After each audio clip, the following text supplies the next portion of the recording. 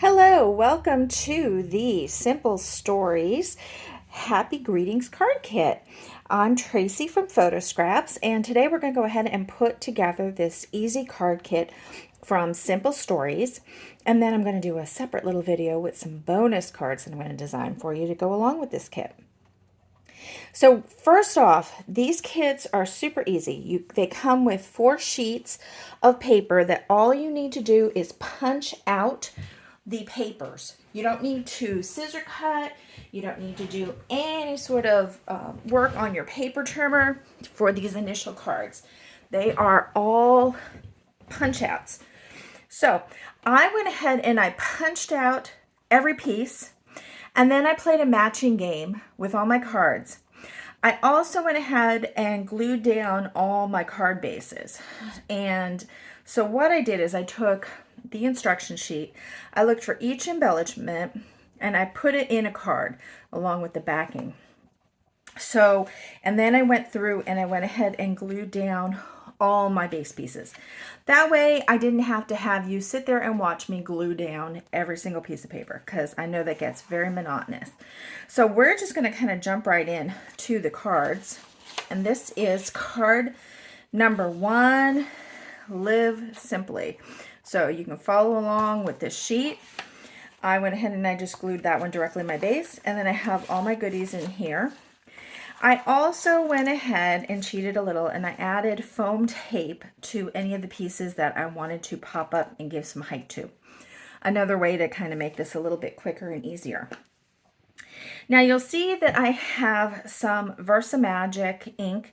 This is just to ink the edges. If you want to give the edges a little bit of a pop, go ahead and ink. This is a chalk ink, so the chalk inks do tend to dry quicker than the dye-based inks. Oh, and this actually is a really good, this one is, the color was on the lid here. This one is Jumbo Java from Versamark, Versamagic. It's by Supiniku, a Japanese company, whom I think I'm pronouncing correctly. And I do carry these inks at our store, so that way you can buy the inks anytime you need to. All right, so after inking the edges on that, I'm going to go ahead and glue down this base piece with a little brown edge up. Actually, I think I'm going to go ahead and ink the edges on that, mostly just on the brown part, and just to kind of get rid of any white edge from the other. I use my Beacons 3-in-1 glue. If you've watched any of my videos, you've heard me speak about this at great length. If you have not watched the other videos, you haven't heard me speak about it, so I will do the quick Beacons 3-in-1 talk. Beacons 3-in-1 is my favorite glue, period. That's a very long story that I kept very short. So the way I love Beacons, because it is like hot glue in a bottle, and it goes on and dries quickly, and it does not warp your paper. Now, some people don't like it because it's super thick, and sometimes you can get those little, those little trailing, wispy web pieces that you get from hot glue. So that's why it's very much like hot glue in a bottle. But what I do is I always keep my tip on my paper when I'm putting my glue, and then I just kind of press down and go flat, and then that helps kind of break any little wisps of glue that are going to try to stretch out. Oopsies, did I do this wrong? I did. I always do things incorrectly. Love often, or love much was supposed to be last. Oops, and I see I do have a little wispy of glue, and see the little string right there. Those little strings of glue do not bother me. I have used this glue for a very long time, and I prefer it. I like to do my projects one time. As you know, these cards and stuff will be on display at Photo Scraps, and when things are on display, they get touched a lot, which is fine. That is the point of being able to have cards on display, is to have them be touchable for customers. So you can come in, see these in person, and you can touch them. We're just kind of making the flowers. I put them up against each other. I didn't want to overlap because these are chipboard. And I didn't, without doing a pop dot, because they won't lay right if you just try to layer them halfway on top. It's not going to work because it's not a flat piece of paper that'll bend. So I just went ahead and put them down so that way they are touching, basically to kind of make this a whole grouping, a consistent grouping. If you touch your embellishments like that, it kind of gives a more consistent look than if you just have them kind of floating in space. Like these little hearts are a little more floaty. But we're going to go ahead and put this little piece down. Like I said, I went ahead and I put the foam tape on here first. Some of these foam pieces were giving me such a hard time coming off the backing yesterday. I already started the backing, but this one has reattached itself. Sometimes the tape doesn't want to let go of the backing. The tape is so strong. I wished tape runners were as strong as foam tape. Well, it doesn't actually matter. I got one of the backings off. It is not going to go anywhere. And it's going to be able to keep its height because of the foam underneath. I'm just going to slide that one a little bit more so that way I have room there. And then this piece of flower is just going to get tucked right under here. So we're going to put a little bit of glue on here. I didn't put any ink on these embellishments with the white edges. I just thought, well, they already have white edges. I don't feel like they needed the brown edges on them. So here is card number 1, Live Simply. Done. I'm going to put that aside. You can always go back and add some glitter and stuff on these cards if you would like. There's no right or wrong when you're doing these kind of card making. It's all rights. Card number 2 is a welcome card. So we're going to go to this card base that has like these little arrow kind of patterns going up and down. I'm not going to ink the base piece. I'm going to go ahead and ink this piece here. This edge I'm just kind of hitting lightly. This edge I'm going to hit a little thicker with the brown. Since this edge is really dark, it's not going to show much of the ink. But this edge is not super dark, so I want to kind of give that a little bit of ink. And then I'm going to do just the bottom edge and the side edge on the grass. I don't want the top of my grass to be brown because it's grass. So here we go.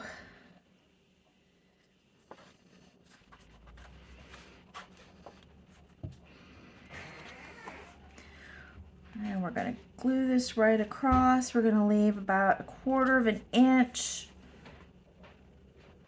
Okay, now I'm very confused as to why this is long. I think this is an error in the kit because this piece should not be longer than the card.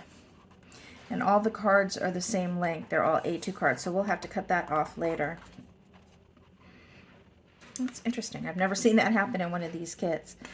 They must have just had an oopsies when they were designing. I'm going to glue this up against my left edge of my card.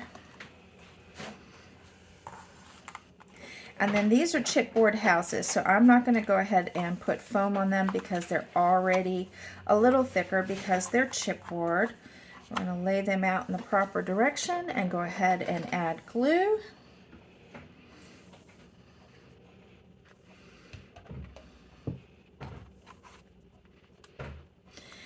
So here we go. We're going to put this little house here right on the right. We're going to add this little house right on the left. And then I'm going to add some more glue to the center one so that way we can have the center one nice and in the middle here. And then put that down. Nice little row of houses. Now this has a welcome title. I'm not going to ink the edges because I want to be able to read the welcome, and the white does kind of break it up. I'm going to put just a little bit of glue on here. I don't want to go too crazy with this because it is going to shoot out the edges of this. And then we're going to put the welcome right over here. So it's kind of going over this little faux stitched ribbon. And then we're just going to put a tiny bit of glue. I couldn't find my glue pen, which is why I'm not using my glue pen. A lot of times I use a glue pen for these smaller embellishments. Do be careful that you are not going off the edge of the card because remember we are going to be cutting this piece off. I should have probably, I wanted to center this. I don't know. All right, we're just going to go right like that. It goes right to the edge of my card, so it's not going to go over the edge. So there you go. Card number 2 done. Card number 3 is Come and Stay a While. We're going to use the yellow base that has the diamond pattern going up and down. And I'm going to go ahead and ink this one up just to kind of define those edges. This brown ink really does match very well. Like I said, this is the Jumbo Java. And I'm really liking it. A lot of times you'll see when I do my inks, I just kind of sit it lightly over the lid, so that way it's ready to go at a moment's notice. I can just pick it up and go. And I'm going to go ahead and ink both of these pieces. When you're inking, make sure you always have your ink pad at an angle when you're hitting the paper. You never want to go straight across the edge of the paper. You will get cuts in your paper, in your ink pad, just much like your finger. Like when you go across your finger with a straight edge of paper, paper is sharp and you don't want to cut your ink pads up. This is one way you kind of make your ink pads last a little bit longer. So while I have this and it's drying, I'm going to go ahead and put some glue on here. This one is a little bit lower than center on the card. Get that one down. Go ahead and get the green. I may need to move it up a little bit. It's hard to tell sometimes when you put the first piece down if you're in the right space or not. I'm a little bit low. So I'm going to go ahead and slide this up. See, I'm covering down below, so it really doesn't matter that if there's a little bit of glue, because that green piece is going to cover up any little glue spot right there. Now, we are going to, oh, I guess I didn't decide to foam this one. Maybe because this is all chipboard and it has a lot of dimension. The chipboard actually has quite a bit of dimension. It's not super thick, but it does have a good amount of dimension on here. Now, one of the ways that you can get away with not using the foam, if you're not a big foam fan, and you do want to give something a bit of lift, you can go ahead and use your leftover pieces from, I punched out all the chipboard, and you'll see I have leftover chipboard here. So what I can do is I can cut a piece of this chipboard to fit on the back of my design here, and give it a little bit of lift. I use this trick a lot if I'm traveling and I don't have any foam with me, because sometimes, believe it or not, I leave home without my foam. I know, it's crazy. Who leaves home without their foam? Well, sometimes it happens and you accidentally don't have every supply that you need with you. So I'm just going to go ahead and attach this to the back to give it a little bit of pop. You'll see that you always have a little bit of movement with the glue when you first start off, but within 5 minutes, this stuff is not moving at all. Usually you're going to have pretty good adhesion and tack in about 30 seconds, depending on how thick you put the glue on. It really doesn't stay movable very long. So this one we want to come down a little bit lower so it goes below the green. Now, we're going to be putting this piece on. We need to tuck the flower. I think they tuck the flower under here. So I'm going to just go ahead and put a little bit of glue since this one is being tucked. You don't need to put glue on your entire embellishment. Leave those little edges up, because then you can give them a little fold, like a little leaf. I should have done this before I glued it down, but then it gives it some definition. So it's not just a flat piece of paper, and it's like using a pop dot without actually using anything to lift it up, and it's still very mailable, which is nice. The other two pieces are chipboard and they're going to go over the top. I'm just going to make sure that this one's nice and flat. I'm going to put some glue on here.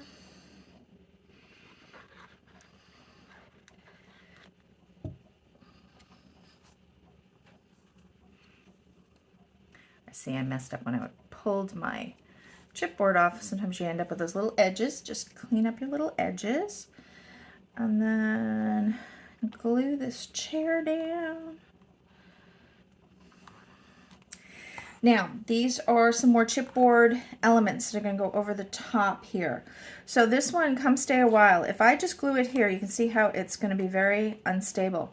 So the best way to pop this up so it's even is to use a little bit of the scrap chipboard, because it's going to end up being the right height for you. I think this one's going to be skinny enough.